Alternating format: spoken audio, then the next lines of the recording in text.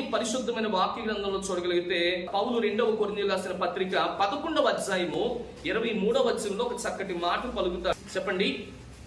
వారు క్రీస్తు పరిచారకుడా వారిని వలె మాట్లాడుతున్నారు, నేను మరి ఎక్కువగా క్రీస్తు పరిచారకుడును.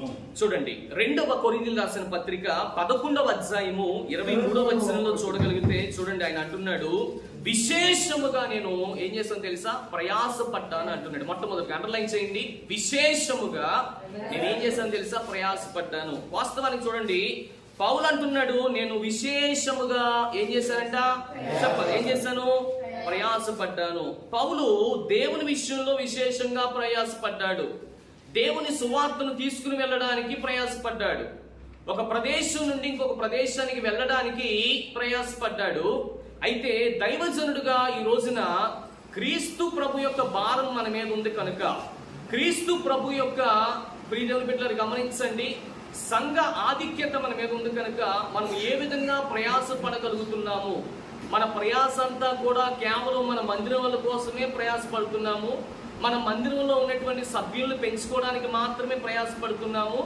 మన మందిరంలో అనేకమైనటువంటి కార్యక్రమాలు చేయడానికి మాత్రమే ప్రయాసపడుతున్నామే తప్ప క్రీస్తు యొక్క ప్రియమైన బిడ్డలు గమనించండి, ప్రయాసం మనం పడుతున్నామా లేదా అనేటువంటి విషయాన్ని ఇక్కడ మీరు జ్ఞాపకం చేసుకోవాలని ప్రభు పక్షాన ఈ నా మాటలు నేను తెలియజేస్తున్నాను. ప్రియమైన బిడ్డలు, దేవుని నామానికి మహిమ కలుగును గాక. చూడండి, మొట్టమొదటిగా అంటున్నటువంటి మాట ఏంటంటే, నేను ఎక్కువగా ఏం చేశాను తెలుసా, ప్రయాసపడ్డాను అంటున్నాడు. ఎక్కువగా నేను ప్రయాసపడ్డాను, ఎక్కువగా ప్రయాసపడ్డాను. మనం కూడా దేవుని విషయంలో ప్రయాసపడేటువంటి వారంగా ఉండాలి. ఇందాక దైవజనులు చెప్పారు, మన దేశం యొక్క సంరక్షణ ఇప్పుడు ఎవరి చేతిలో ఉంది, మన చేతిలోనే ఉంది, అవునా కదా. భవిష్యత్తు తరాలకి మనం ఇప్పుడు అనేకమైన వారికి అందించేటువంటి వారంగా ఉండాలి. అలా అందించే వారంగా ఉండాలంటే ప్రభు ఇప్పుడు మనతో మాట్లాడుతున్నటువంటి మాట ఏంటో తెలుసా, మీరు కూడా ప్రయాసపడాలి అంటున్నాడు.